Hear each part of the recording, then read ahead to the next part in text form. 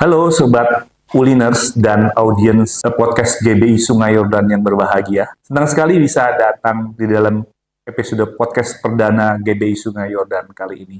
Dan kita kedatangan bintang tamu adalah Ko Tommy Wong.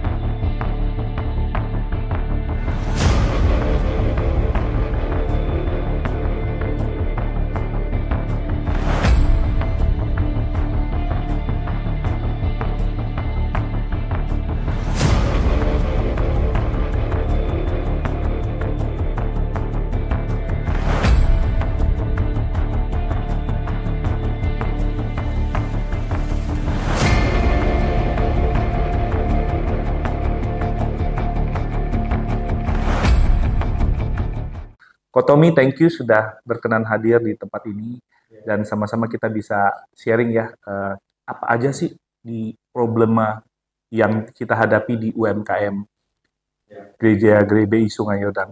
Dan biasanya Ko Tommy UMKM-nya kita sebutnya ULI ya, usaha lokal Indonesia, supaya bisa lebih berkembang lagi dan bisa lebih mandiri dan berkembang ya. Kita mulai dengan pertanyaan pertama adalah problem UMKM yang kita hadapi di dalam Gereja Sungai Yordan itu adalah mereka susah sekali untuk berkembang dan punya stigma-stigma yang bisa melemahkan usaha mereka. Kira-kira gimana pendapat Ko Tommy? Oke, tentunya shalom buat Pak Gembala dari GBI Sungai Yordan dan juga terima kasih Pak Calvin, Ripka sudah saya diundang dan tentu menyapa teman-teman sahabat Uliners ya serta para penonton daripada YouTube channel ini. Tentu saya kembalikan kepada Pak Calvin sebelum saya bahas lebih mendalam stigma seperti apa Pak Calvin yang melemahkan mereka itu sehingga saya bisa kasih solusinya.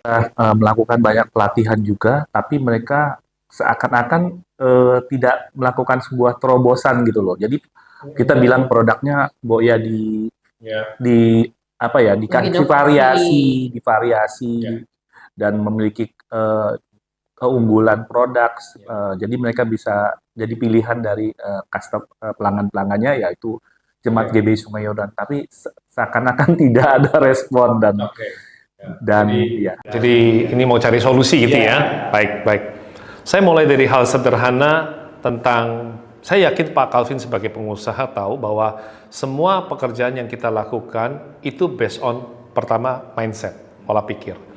Jadi memang saya tahu gereja seringkali maupun rumah ibadah dan banyak tempat-tempat yang memberikan charity itu tujuan siasatnya adalah memberikan pertolongan buat teman-teman yang mau usaha.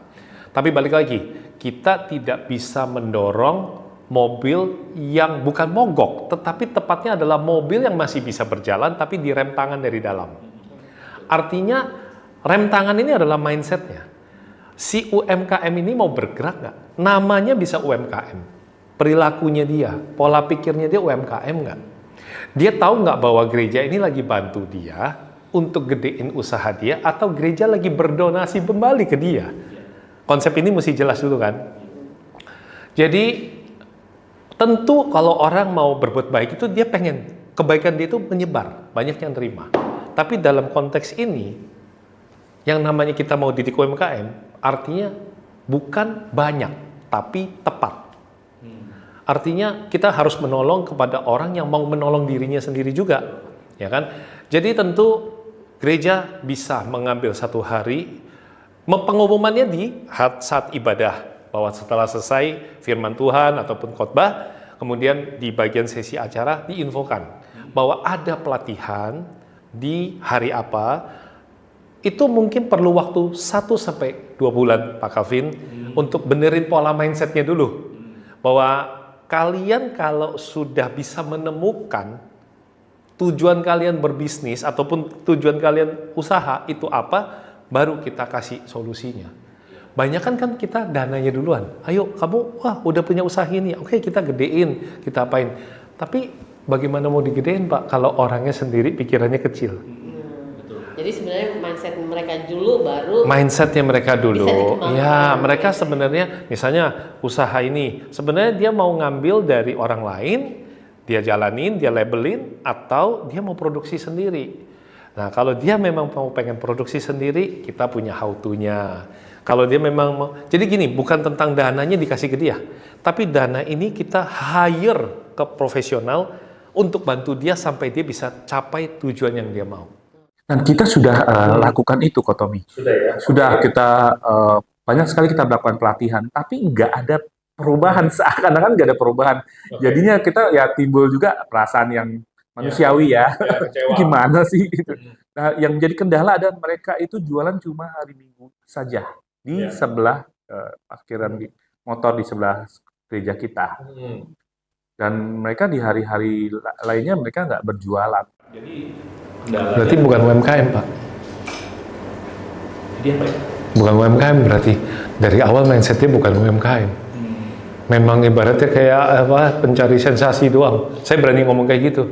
Ini agak tajam sih kata-kata ini. Tetapi kalau kamu jualannya cuma di hari Minggu, kamu bukan seorang pebisnis. Ini bedain dulu nih.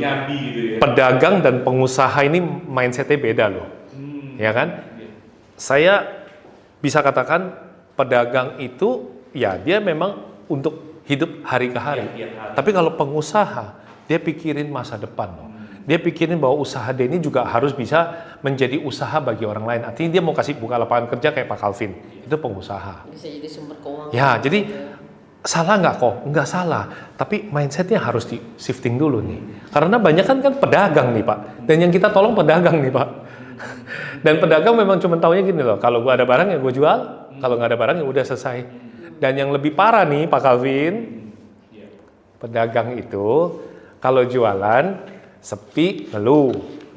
Rame, begitu dapat uang, uangnya milik sendiri semua. Dia lupa yang namanya modal, kas, dan juga harus yang mana yang namanya profit. Nah ini kan tatanan ini kalau kita benerin dulu nih, memang perlu waktu kan. Menurut saya sekali lagi tetap benerin dulu mindsetnya. Kalau nanti dari situ kita lihat, orang ini memang dia sudah ngerti nih. Bahkan kalau perlu di filter Pak, suruh presentasi. Gimana nih, kamu udah 1 bulan belajar sama kita, kira-kira mindset dasar kamu sebagai seorang pengusaha apa? Dan dia harus presentasi bahwa misalnya saya punya, jus Sabumi. Nah, apa filosofi dari Sabumi? Kenapa saya mesti halalin? Kenapa saya mesti ini, mesti itu? Dia yang sendiri harus jelasin, bukan Pak Calvin. Dari dianya. Dia mencintai produknya dia sendiri, baru bisa kita bantu dia. Kalau dia nggak cinta, apalagi pagi-pagi nih Pak Calvin, ngambilnya dari orang lain, cuma dilabelin terus mau dijual, ya maaf Pak Calvin, itu spekulan. Jadi beda nih, pedagang, spekulan, sama pengusaha. Ya spekulasi kan. Iya. Jadi intinya pertama adalah mereka harus Dari punya produk. mindsetnya. Dari mindset itu mereka harus punya produk sendiri yang dibuat sendiri. Dan kedua, mereka harus bisa jelaskan filosofi dari produknya. Nah, sekarang mereka kendalanya itu jualan cuma hari Minggu doang. Itu gimana ya? Untuk supaya mereka bisa tiap-tiap hari jualan. Berarti dia jualannya itu bukan untuk nafkah hidup dia Pak. Orang itu gini, manusia itu mengejar nikmat menghindari sengsara. Berarti dia kurang sengsara Pak. Karena kalau orang udah sengsara, itu yang layak dibantu Pak. Kurang sengsara Pak. Kasih dia lebih sengsara dulu.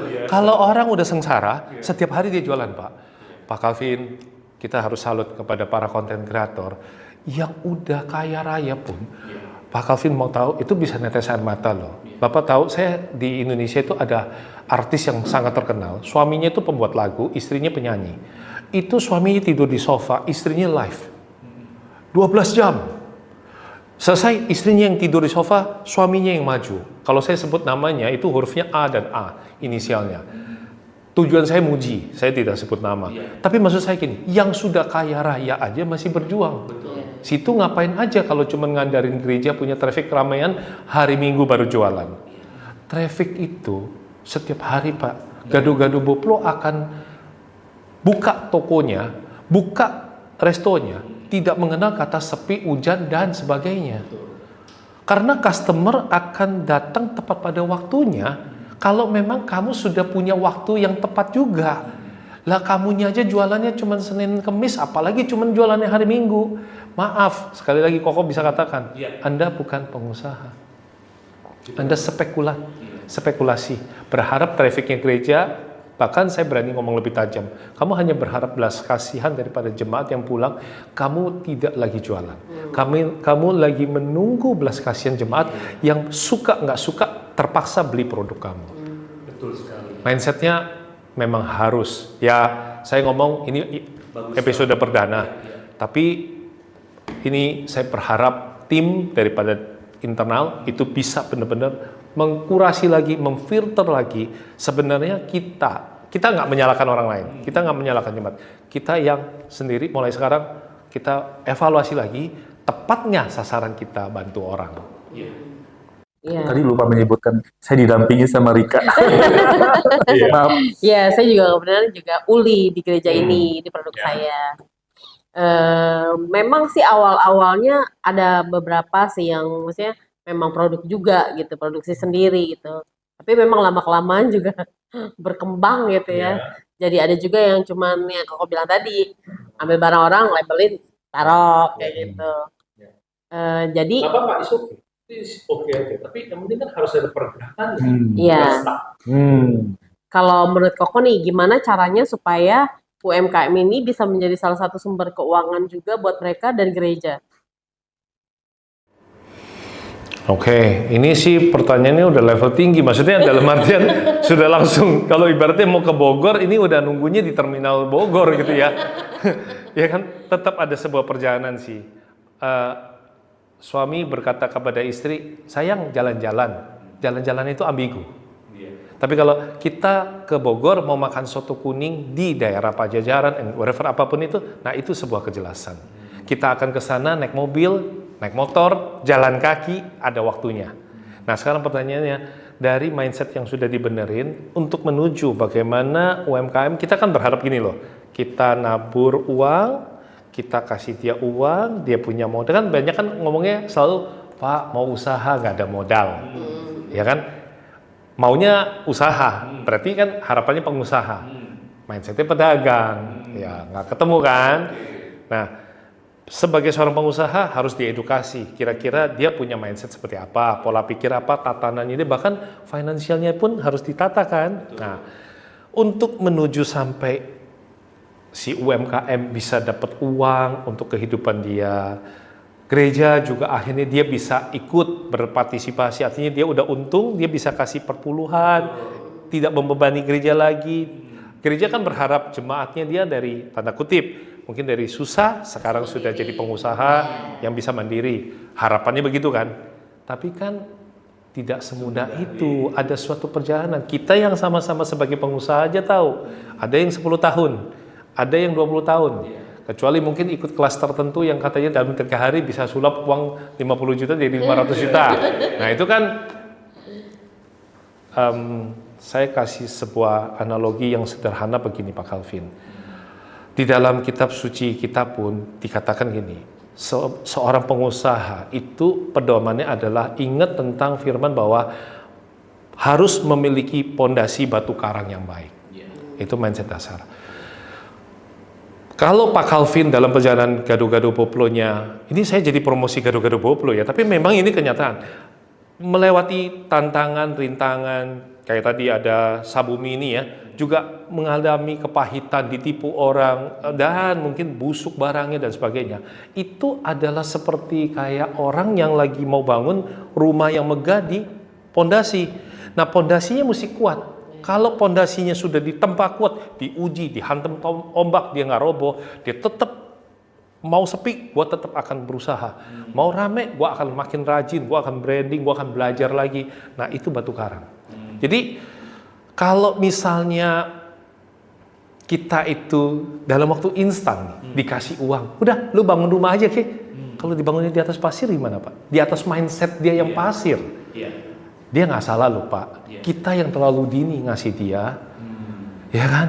Ini mind blowingin gitu. Aku nggak menyalahkan loh buat teman-teman yang mungkin yang nonton ini kemarin sudah terima gitu ya dana dari gereja, merasa bersalah. Enggak sih, kita nggak nyari salah kamu, kita juga nggak menyalahkan pihak manapun, tapi kita lagi benerin.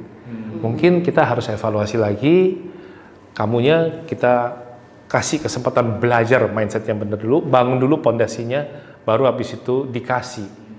Gitu loh. Oh nih, saya kasih kirim materialnya, lu boleh bangun rumah. Dan ingat, semakin di rumah itu dibangun ya, itu semakin perlu pondasi yang kuat.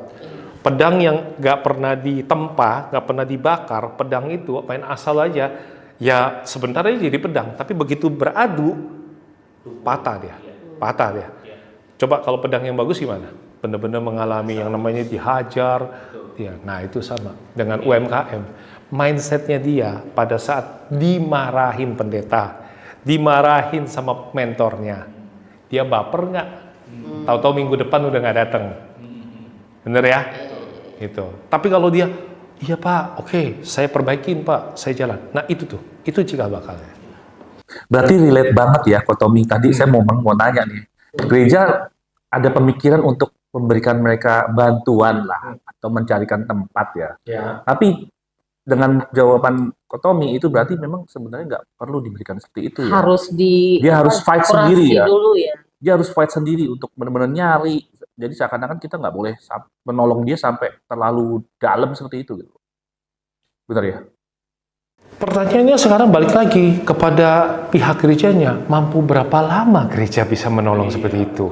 Gereja kan perlu dana. Untuk melakukan itu kan perlu dana. Kalau sampai nanti di tengah-tengah tidak bisa kita bantu terus, dan gereja juga menghadapi, kita pernah tahu, jangankan gereja, dunia pengusaha pun ketemu yang namanya pandemi. Nah, gereja harus survive kan? Bagaimana ketika bantuan ini di stop? Pak Calvin dan teman-teman semua, sometimes dalam hidup kita berbuat baik kepada orang yang salah pun kita salah loh Pak. Ya. Jadi ada sebuah tanggung jawab kita memperjuangkan kebaikan ini bisa hasilnya baik. Saya setuju banget.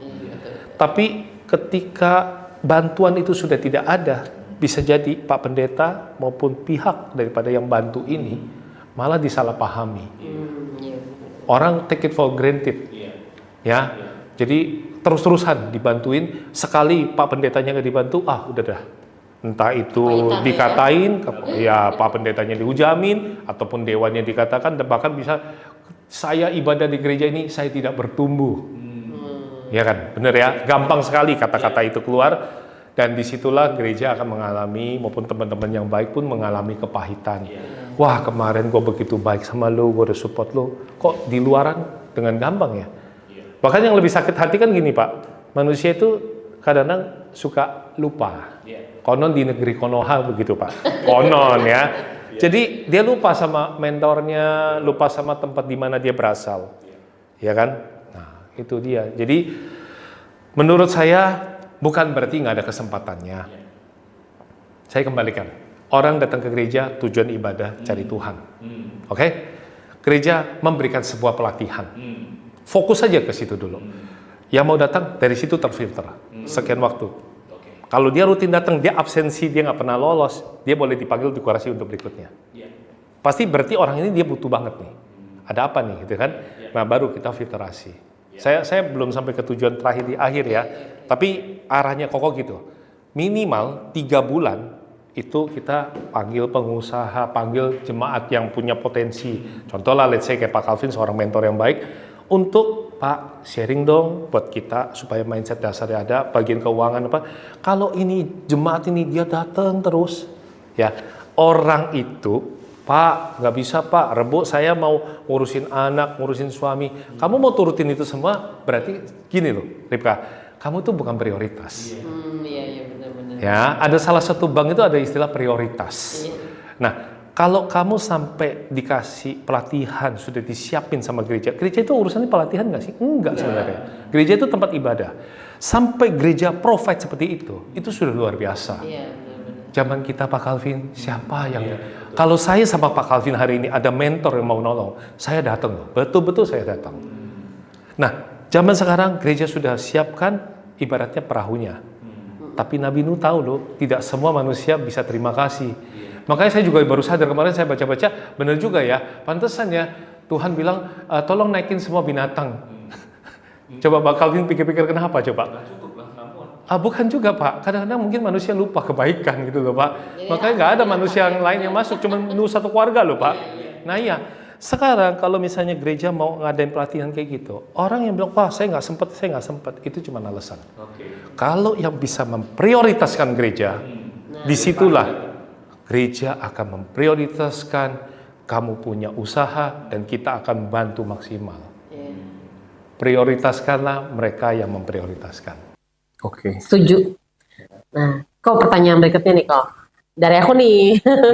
Aku kan juga mulai usaha Sabumi ini waktu habis Sabumi sendiri singkatan apa? Sabumi ya. Sabumi gitu kan. Sari Tebu Murni. Oh, Sari Tebu Murni. Tapi lebih luasnya lagi sebenarnya Sabumi itu kita pengen usaha ini jadi Sabumi. Kalau orang Jawa bilang. Ya. Bisa ada di mana-mana. Ada filosofinya kan? Ya. Ada cintanya kan dia terhadap produk. Ya, iya. Kalau nggak bisa penjelasan seperti ini, saya rasa saya sudah mulai ragu. Oke.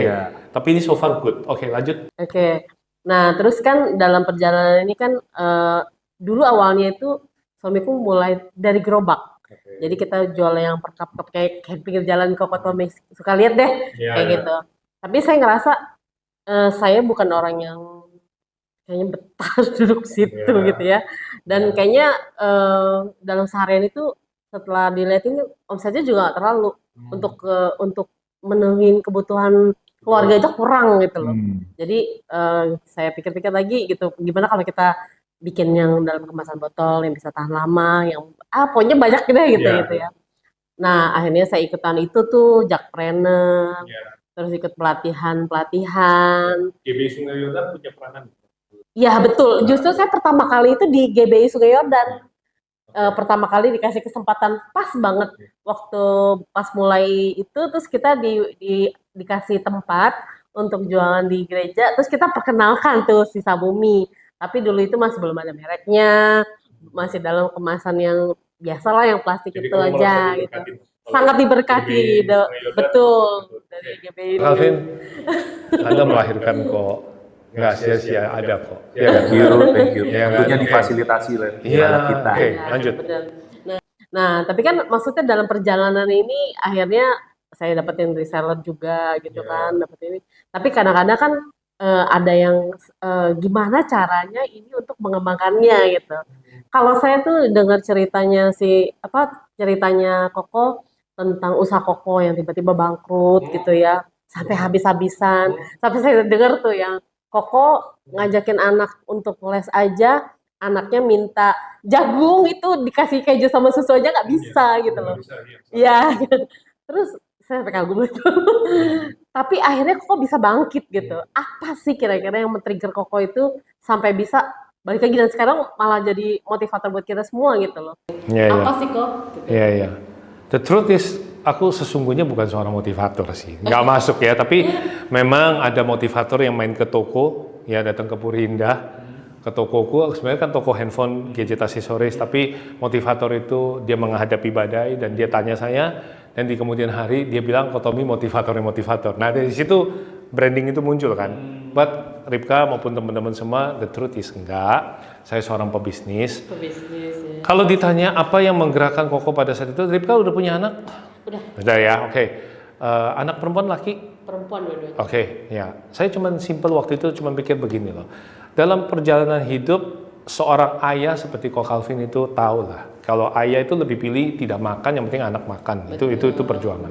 Tapi sebenarnya gini, ada definisi terutama buat teman-teman yang pendengar maupun penonton daripada channelnya GBI Sungai Yordan ini. Saya bisa katakan bahwa gini loh, kalau kamu punya anak perempuan, maka tugasmu sebagai seorang ayah itu adalah bukan cuma cari nafkah, uang, dan sebagainya. Jangan egois kalau pas bisnisnya nggak jalan, menyerah, kalah, kemudian langsung mengambil keputusan sesaat, maksa pendeta untuk minta uang, ataupun maksa teman-teman untuk pinjam uang, ataupun kalau nggak bisa, akhirnya tanda kutip, ambil tali, minum minuman yang nggak pantas diminum untuk mengakhiri. Waktu itu pikiran saya cuma satu. Ayah yang baik adalah ayah yang menghantarkan putrinya menuju ke pelaminan. Menyerahkan kepada mempelai berikutnya. Artinya dalam hidup kita ini, apapun yang terjadi, percayalah Tuhan selalu kasih yang terbaik. Kalau belum saat ini yang terbaik, berarti hidup kita belum selesai. Ya, hidup kita Tuhan pasti kasih yang terbaik. Amin. Kalau saat ini kamu keluar air mata dan merasa bahwa hidupmu tidak baik-baik saja, tidak terbaik, maka kabar baiknya adalah hidupmu belum selesai. Ya, jadi pada saat itulah saya mengambil keputusan bahwa kondisi keuangan saya mungkin tidak bagus. Tapi saya tidak, waktu itu saya sudah kenal Pak Calvin, saya tidak mental miskin untuk pinjam uang dia, enggak. Saya benerin mindset saya. Kasih makan anak perempuan aja udah enggak bisa. Mau jadi apa? Mau jadi seorang ayah. Nah, makanya di situ saya ngomong baik-baik, ini hanya bisa yang ke Papa kasih. Artinya Pak, kita jujur pada anak-anak kita. Kadang kita sebagai pengusaha mindsetnya adalah nggak berani jujur. Kita jujur. Nah, Papa ini garis terakhir. Papa sudah jangankan beli tambahin keju. Ini jagung pun kamu yang makan, saya tidak makan. Jadi kita kasih tahu anak-anak kita realita. Kadang kan anak kita selama dia nggak tahu kita susah, dia akan tetap main gamenya, tetap santai dan tidak apa-apa. Kita ajak dia terlibat, bukan artinya kita menyalahkan dia, tapi kita ajak dia minta dia doa. Kadang doa kita itu memerlukan doa anak-anak kita. Doa anak-anak kita yang tahu kalau kita menghadapi kesusahan. Doa jemaat yang perlu juga berdoa buat si Pak Pendetanya.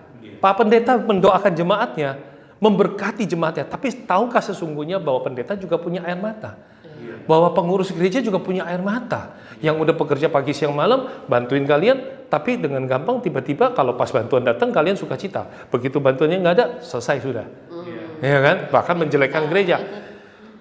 Kalian juga harus ikut mendoakan bahwa gereja pun menghadapi kesusahan yang sama, krisis yang sama. Semakin banyak jemaat yang kesusahan, gereja pun tidak sehat. Makanya kan kita mau tujuannya ini edukasi supaya sehat semua. Nah, makanya sekali lagi Ripka, sebenarnya sih kalau bicara mental itu bukan tentang mental sih, tentang tanggung jawab kita kepada Tuhan atas hidup yang sudah Tuhan percayakan kepada kita. Setuju. Bener kok, setuju saya. Baik, biar suasananya lebih hidup, kita undang audiens untuk bertanya ya. Oke, boleh.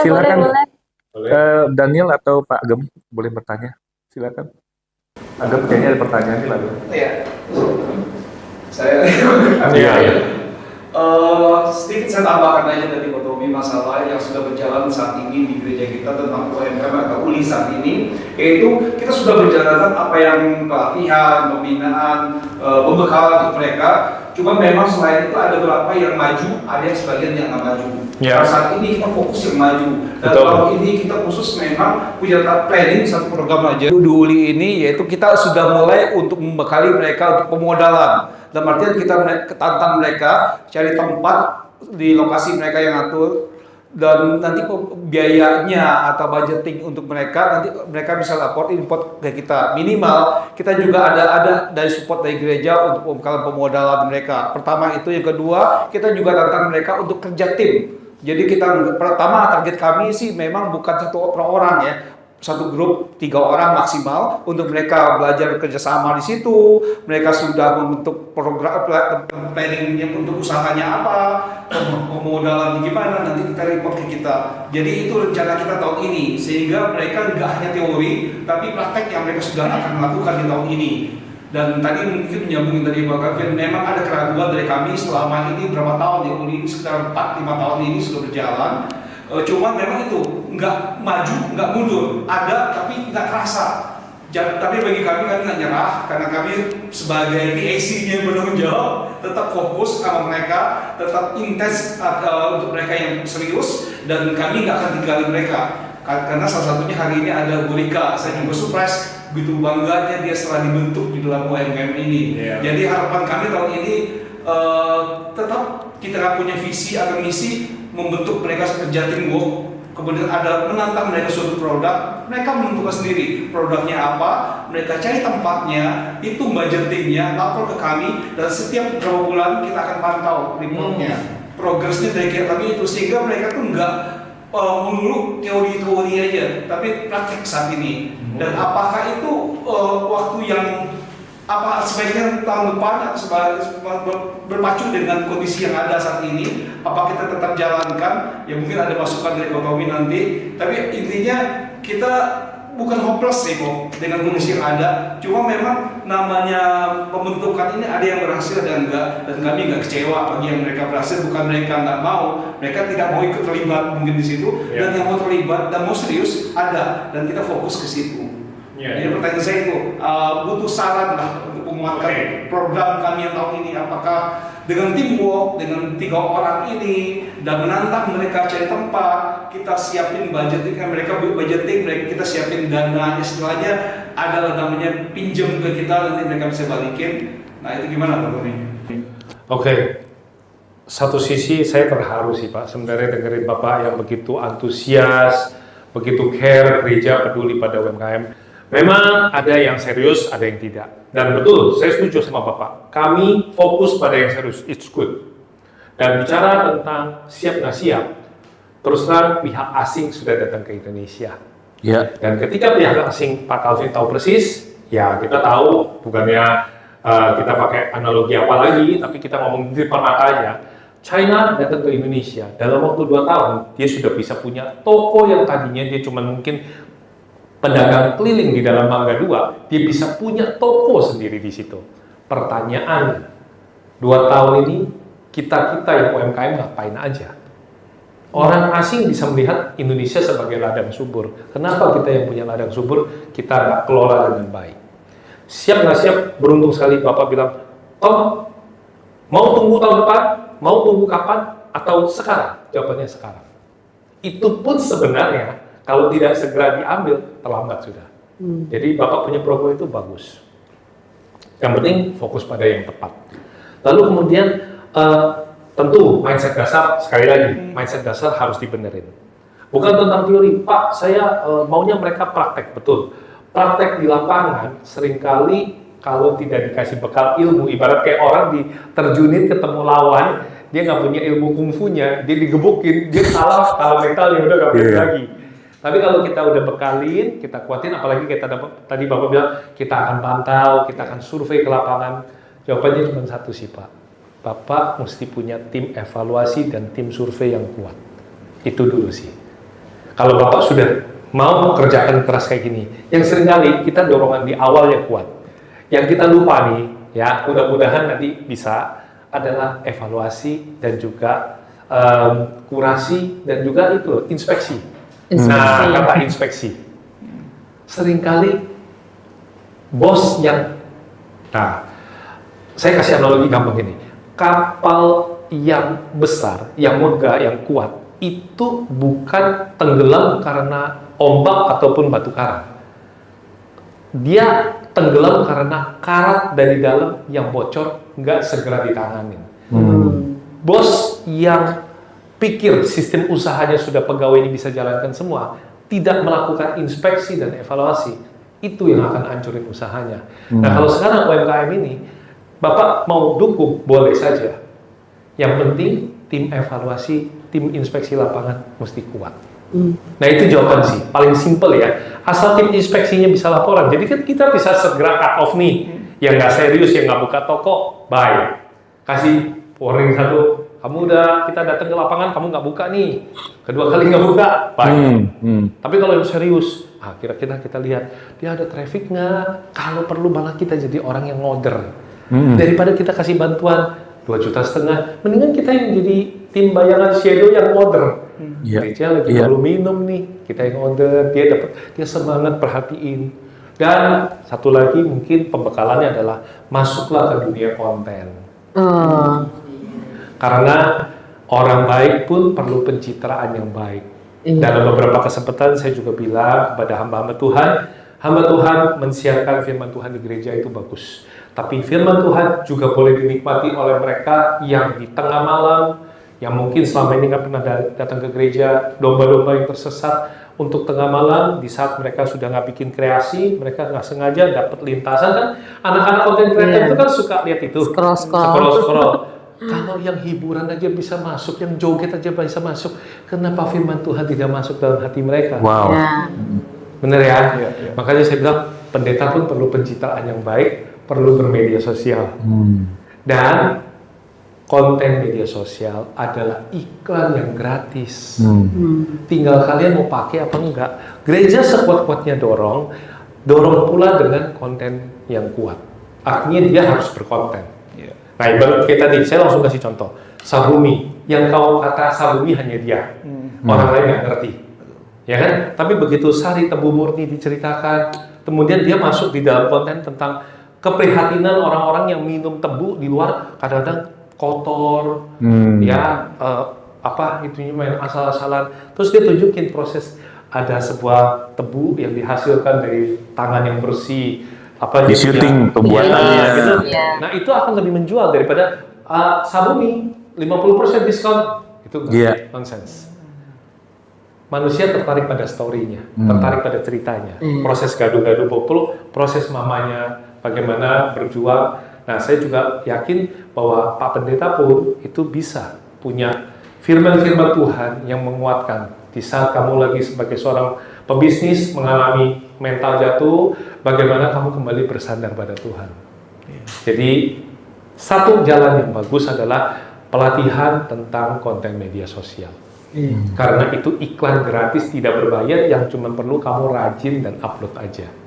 Tentu cara-caranya nanti lah ya. Pasti pihak gereja bisa siapin para konten kreator yang bisa bercerita.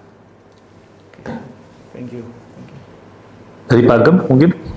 Tapi benar juga loh, Pagem aja sering tuh.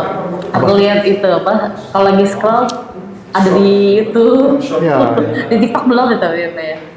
Perlu Pak. Saya ngikutin saran tim. Saya tadinya orang yang tidak suka berselancar di dunia maya. Saya nggak punya YouTube, saya nggak, Facebook. Tapi tim ini bilang, ayo Pak, oke. Akhirnya saya ikuti satu seminar tentang digital church kan. Nah di situ saya baru klik gitu loh. Oke. Nah tapi kalian yang mempersiapkan, saya tinggal jadi pelakunya aja. Ide dari kalian semua, saya tinggal ngikutin kalian aja. Dibikin reels. Ya udah, dibikin ini ya, silakan gitu. Percaya Pak, itu pasti sekalipun mungkin bukan tentang views ya, tapi tentang bagaimana jamahan Tuhan melalui firman Tuhan yang Bapak sampaikan itu bisa menyentuh hati anak-anak content creator sekarang yang jarang sekali datang ke gereja. Mereka lebih banyak scroll layar handphone dan pada saat dia lagi menghadapi beban berat, mungkin dengan orang tua komunikasi nggak lancar, dan di saat itu firman Tuhan Bapak, hormatilah ayahmu dan ibumu supaya panjang umurmu di tanah yang Tuhan berikan kepadamu. Nah itu bisa menyentuh hati dia gitu loh, dan akhirnya hubungan dia kembali baik. Karena kan sebenarnya firman Tuhan bukan tentang jumlah likes ataupun dengan view ya, betul. tapi tentang bagaimana menyentuh hati manusia. Satu orang yang terselamatkan Pagem jauh bernilai, jauh lebih bernilai. Sisi surga bersorak. Daripada sejuta orang yang hanya cuma ngecek view doang, kan nggak ada artinya. Betul, itu. Banyak orang masuk ke konten media sosial kan pengennya banyak dilihat orang, kalau banyak like baru mau gitu ya. Nah ini mindset yang harus Pagem miliki. Rika, kita beruntung loh ada Pagem di sini dan langsung menonton ya. Mungkin Pagem ada pertanyaan, silakan Pagem. Oke, baik. Jadi saya pernah mengetahui dan juga berhubungan dengan beberapa badan yang memang mereka mengurusi UMKM, kan? Baik itu bernuansa Kristen atau juga umum. Dan di situ semua sama berkata bahwa Pak, dari semua ribuan yang kami bina itu kita nggak bisa berharap banyak semuanya sukses. Paling besar 20%. Itu udah bagus sama sekali. Nah, kita kan ini di gereja sedang mengembangkan nih. Tadi Bapak bilang kita menolong orang-orang yang memang pantas ditolong, yaitu mereka yang diprioritaskan. Artinya kan saya harus membuat satu apa ya? Filter yang ketat gitu kan. Dan ini gereja. Saya berpikir begini, ya sudah siapapun boleh. Ya 20% nggak apa-apa lah. Dan itu pernah terjadi di pelayanan kami dulu yang saya tadi cerita, gitu kan. Nah, menurut Bapak, apakah saya harus mengambil yang 100% untuk jadi 20% nggak apa-apa, atau saya menyaring untuk mendapatkan yang hanya 20% aja nih? Ya. Bagaimana menurut Bapak? Karena kita gerejawi nih ranahnya. Oke. Pada saat pertanyaan ini disampaikan, Ya. langsung terpikirkan oleh saya adalah term and condition apply. Artinya dari awal yang mau ikut dia harus menandatangani sebuah form, Oke. aturan main dari gereja. Oke. Banyak orang itu kenapa berantakan karena nggak ada aturan mainnya. Iya. Kita berpikiran sama-sama baik saja nih. Ya. Kalau kamu usahanya kami besarkan tanda kutip ya salah satu pasal itu melalui gereja, maka harus ada tadi bersedia untuk Ya. dievaluasi, bersedia diinspeksi, bertanggung jawab. Lalu keuntungan yang kamu dapatkan 10% adalah milik gereja. Dari awal udah jelas. Sudah. Ya. Dari awal udah harus jelas tuh, ya kan? Ya. Nah, hal-hal seperti ini, aturan main itu akan membuat mau sehebat apapun tim bola yang bermain, Ya. mau seloyo apapun, asal memang punya rules yang jelas, ya itu pasti akan ada jalan keluar. Tapi kalau memang dari awal rules-nya ini kita mungkin nggak tersampaikan, Ya. kurang sosialisasi, nah ini yang kadang-kadang mispersepsi. Sekali lagi kita pikirkan ini adalah win-win solution ya. Ya. Gereja baik, jemaat baik. Jangan sampai teman-teman yang nonton acara ini di perdana langsung baper. Tommy kok ngomongnya tajam kali gitu ya kan ya. Ya, saya untuk kebaikan kalian. Iya. Ini gereja sudah mau loh nolong kalian. Sampai gereja pusing. Jangan sampai nanti kalian pusing menghadapi serangan dari luar, baru kalian nangis. Ya. Lebih baik ngomong pahit di depan itu adalah obat untuk menyembuhkan mental yang sakit. Iya. Selama ini mungkin kamu sudah terlena nih. Ya pasrahlah, pokoknya berdoa pada Tuhan. Dan kemudian setelah berdoa pada Tuhan, menyerahkan tanggung jawab pada Tuhan. Waktu pinjol lu nggak ajak Tuhan. Waktu tanda tangan untuk pinjaman bank lu nggak ajak Tuhan. Iya. Tapi giliran ditagih utang, Tuhan nomor satu. Kemana engkau mengapa hamba ditinggalkan? Iya. Ya kan? Lalu kemudian setelah Tuhan tidak bisa disalahkan, salahkan pendetanya. Ya. Jemaat tidak bertumbuh, saya tidak merasa diberkati di tempat ini. Buktinya usaha saya makin susah, ya kan? Itu yang susah di mental lu, bukan di ininya, ya kan ya? Ya. Jadi memang tujuan daripada podcast kali ini adalah bukan mencari siapa yang salah, tapi kita mau sadarin. Ayo cinta kembali kepada Tuhan, hidupilah cintamu kepada Tuhan dengan menghargai gereja yang sudah mau memikirkan. Gak bisa gereja ini sendiri, gereja butuh kalian. Nah ini kok Tommy sampai tangannya begini artinya butuh kalian semua untuk komen gitu loh. Apa sih kira-kira supaya tim bisa eksekusi dengan tepat? Tim mau pikirin eksekusi tepat selama dia mau gasak maju. Tapi kalian yang justru jadi barikadenya, bukan penghalang luar loh. Penghalang luar kan gampang diatasi. Kalian sendiri yang nggak mau jalan, tim yang mau jalan susah. Susah, terhambat ya. Iya. Jadi yuk sama-sama justru Kotomi membuka kesempatan. Jangan menjadikan solusi ini seakan-akan datang dari Kotomi. Enggak. Iya. Solusi ini datang dari pemirsa yang menonton acara ini. Iya. Apa sih yang menurut kalian bagusnya gereja bisa kontribusi apa pada UMKM? Dan mungkin di antara penonton ada yang UMKM pernah terbantu oleh gereja ini. Kalian pengen dibantu apa lagi? Ada beliau-beliau yang siap untuk mengeksekusi dengan lebih baik. Jadi sekali lagi bukan mencari siapa yang salah. Oke. Tetapi kalau Pagem tadi tanya A atau B, itu sebenarnya sama-sama baik. Namun seiring waktu Pak, supaya Bapak bisa optimal nolong. Misalnya gini, Bapak ada uang 10 juta, ini ada 5 orang yang dibantu. Berarti satu orang berapa Pak? 2 juta. 2 juta doang kan? Tapi ini bantuannya karena 2 juta, yang serius ini dia nggak bisa optimal. Dia perlu beli mesin yang harganya 5 juta.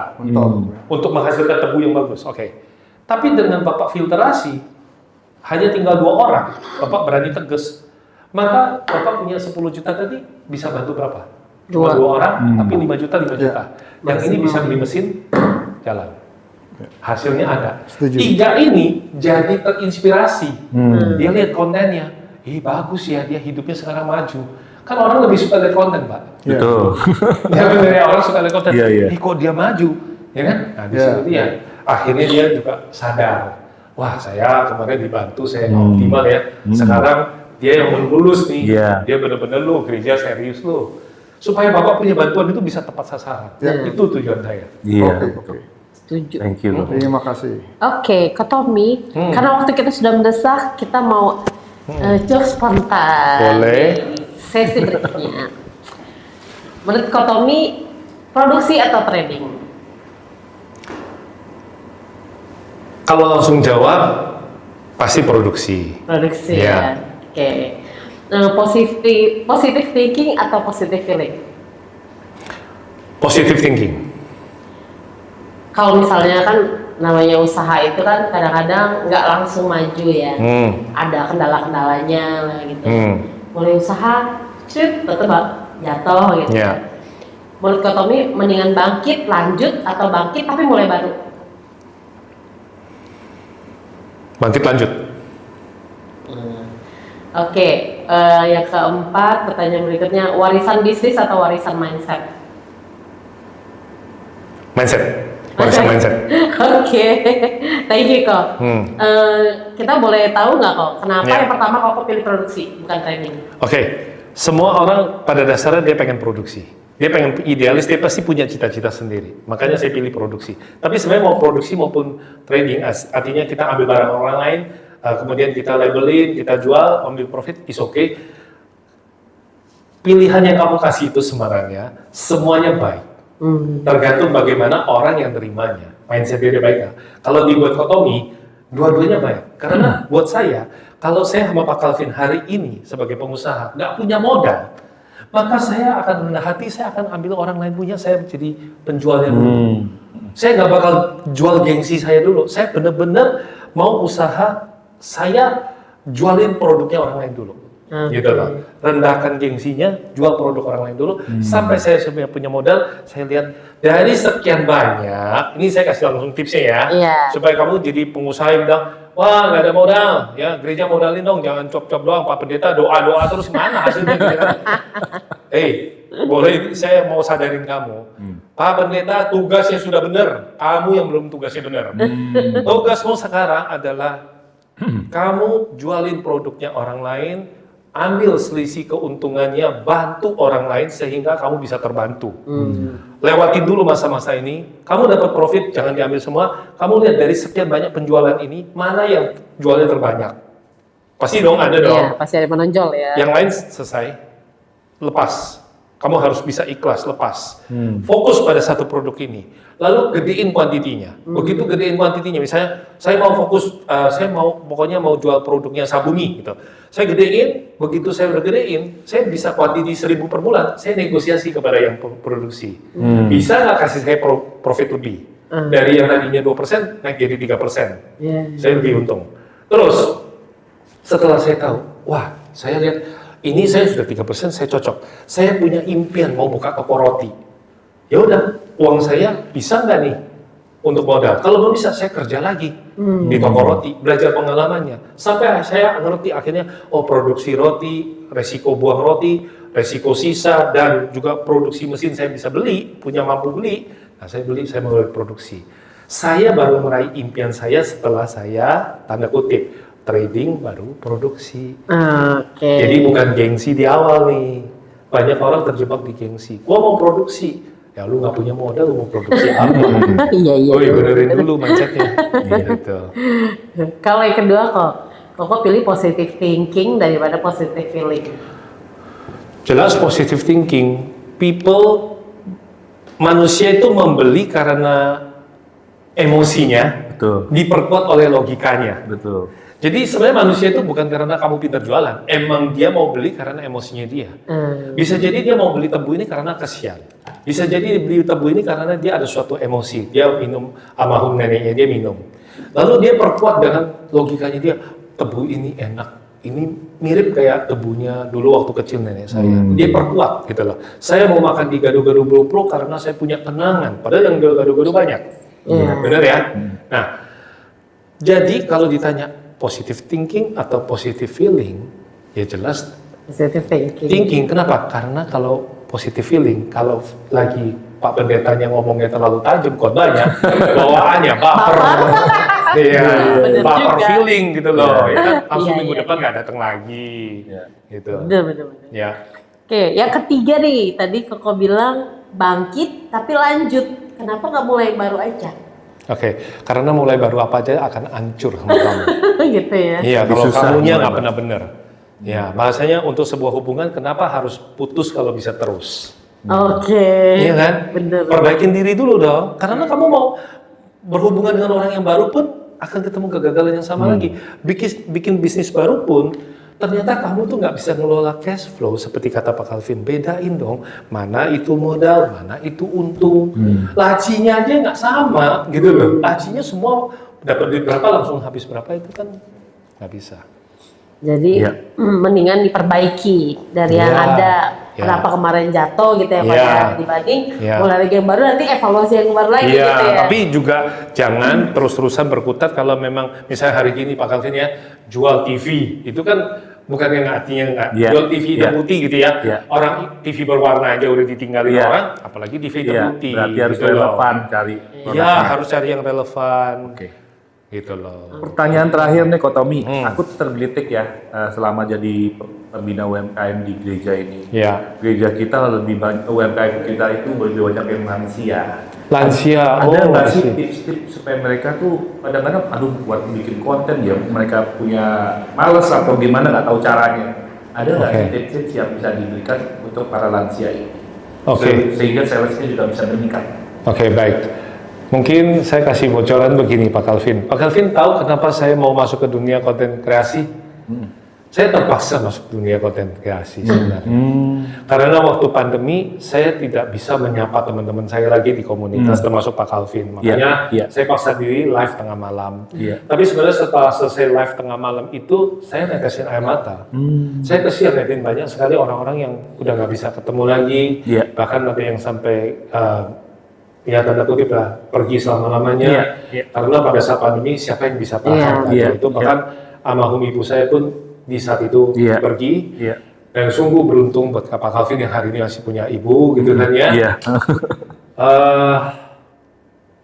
Hidup ini yang paling mahal waktu Pak Calvin. Iya. Jangan menunda lagi. Dan buat saya kenapa saya mau masuk dunia konten kreasi sekaligus ini bisa menjawab pertanyaan Pak Calvin. Pak Calvin tanya sama jemaat, apakah saat ini dia merasa ada satu jarak dia dengan si Gen Z-nya, dengan anaknya. Kalau dia ada, dunia konten kreasi, dunia konten merupakan jembatan kamu mengeratkan cintamu kepada anak kembali. Putri saya adalah pengajar Instagram di Indonesia, Oh, iya. very famous, ya Cici kan? konten, Iya, cici terkenal konten. banget. Bagaimana seorang ayah yang hanya dengan kamu usaha, kamu mau berkomunikasi sama anakmu, kalau kamu tidak memasuki dunia mereka, Iya.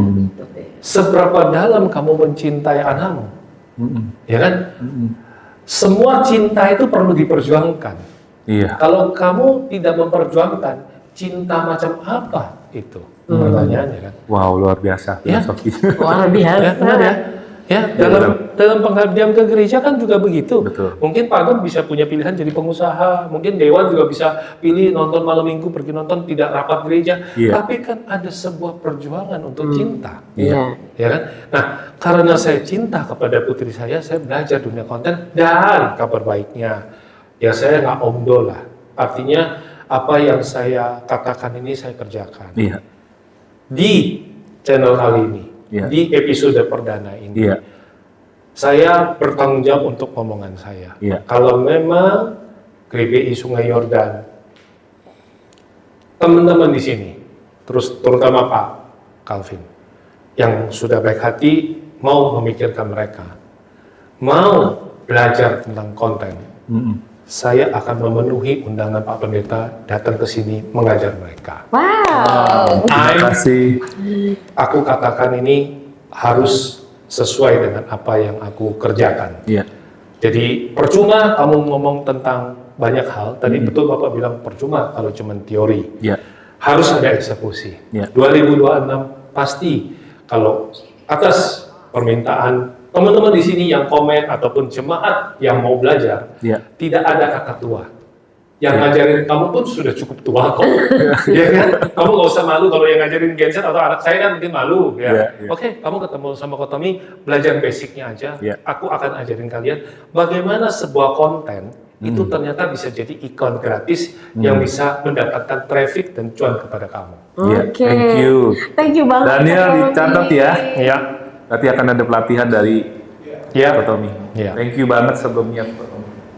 Ada pertanyaan lagi? Itu yang terakhir. Itu yang terakhir ya. Ada satu trik kok. Ya, Yang tadi kan Koko bilang warisan bisnis atau warisan mindset. Koko jawab warisan mindset. iya, warisan mindset. Saya pikir Pak Calvin punya uang yang banyak kalau diberikan langsung kepada anaknya. Kalau anaknya tidak punya mindset yang baik, anak itu akan menghabiskan dalam waktu sekejap. Betul banget. Kalau kita pernah belajar tentang anak bungsu yang pergi meninggalkan ayah yang kaya raya, dia bawa harta begitu banyak, dalam sekejap ternyata dia hanya bisa makan makanan bersama Kapas babi. ya. Kalau warisan mindset, Pak Calvin mengajarkan hal yang baik, tangguh terhadap menghadapi kesulitan, siap ditempa, siap mungkin kadang-kadang dibully di sekolahan, yang penting pulang jujur sama papa, Pak aku kalah, it's okay. Banyak kita sebagai orang tua itu tidak mau nerima anak kita kalah, nggak mau nerima anak kita dibully. Padahal bully kalah merupakan proses bagian dari hidup mereka untuk ditempa. Saat anak kita dibully, bukan kita langsung memaki dia, memarahi dia atau apa, tapi kita terima, oh ya ada apa anak kita dibully, itu yang kita perlu tahu.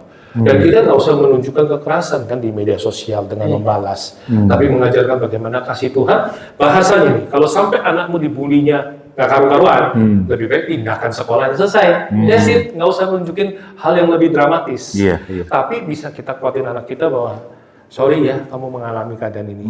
Papa tidak tinggal diam, tapi percayalah itu ada proses yang akan kamu hadapi nanti di dunia dagang. Akan terulang. Iya. Tapi keberanian kamu jujur sama Papa salut. Kasih jempol kepada mereka yang berani mengakui kekalahan. Oke Rika, apa nih yang kamu bisa simpulkan dari percakapan kita kali ini? Kalau tadi sih saya ambil banget ya dari Kotomi itu mindset. Jadi dari awal gereja mau bantu pun harus beneri dulu mindset. UMKM ini UMKM sebagai pedagang atau sebagai pengusaha kok. Iya, betul. Tuh, yang pertama. Terus juga gereja jangan sampai salah sasaran gitu Iya, ya. iya. Bantu orang memang harus bantu yang serius gitu, sampai ada harus pelatihan, terus ada kurasi juga. Iya. Terus harus siap diinspeksi juga Iya, ya kalau iya. misalnya terlibat kayak Iya. gitu. Ya, kalau dari saya bisa simpulkan bahwa ternyata yang jualan di gereja kami belum menjadi seorang pengusaha. Karena mereka cuma jualan pada hari Minggu doang. Dan ini mereka harus berubah dan mereka harus berjualan setiap hari. Karena customer begitu melihat kita tutup satu hari, itu juga dia akan pindah ke lain hati ya. Iya. Thank you, Ko. Thank you so Terima much, kasih Kotomi. banyak. Banyak sekali insight yang bisa kita pelajari, Iya. terutama untuk audiens semua. Ya. Para Uliners dan para pemirsa, hari ini kita udah belajar banyak banget dari Kotomi. Tunggu episode berikutnya. Terima kasih.